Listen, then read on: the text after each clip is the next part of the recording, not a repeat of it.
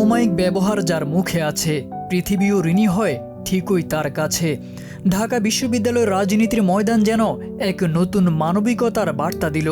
মতাদর্শে ভিন্ন হলেও সহানুভূতি ও সৌজন্যের ক্ষেত্রে বিরল দৃষ্টান্ত দেখালেন ঢাবি শিবির শাখার সভাপতি ও ডাকসু নির্বাচনে ঐক্যবদ্ধ শিক্ষার্থী জোটের জিএসএ পদপ্রার্থী SM ফরহাদ।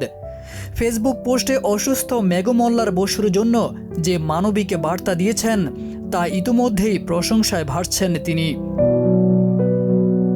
মেঘদা, আপনি সুস্থ হয়ে দ্রুতই রাজনীতির ময়দানে ফিরে আসুন জানিয়ে ফরহাদে লিখেছেন, আমাদের মাঝে মতের বৈচিত্র্য থাকবে, আদর্শের ভিন্নতা থাকবে, কিন্তু ঢাকা বিশ্ববিদ্যালয়কে শিক্ষার্থীদের জন্য স্বপ্নের বিশ্ববিদ্যালয়ে পরিণত করার লড়াইটা আমাদের সবার।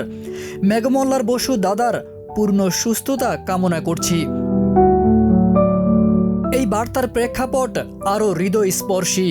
এর আগে মেঘমল্লার বসু তার নিজের ফেসবুক পোস্টে জানান তিনি অ্যাপেন্ডিক্সের সমস্যায় ভুগছেন, জরুরি অস্ত্রোপচারের জন্য হাসপাতালে ভর্তি হয়েছেন।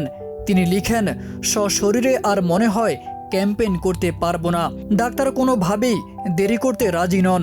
অবস্থা নাকি ইতিমধ্যেই বেশ খারাপ। রাজনৈতিক শত্রু মিত্র সকলের দোয়া ও আশীর্বাদ প্রার্থী।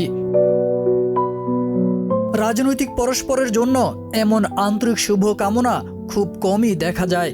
SM ফরহাদের পোস্টটি সামাজিক যোগাযোগ মাধ্যমে ইতিবাচক আলোড়ন তুলেছে।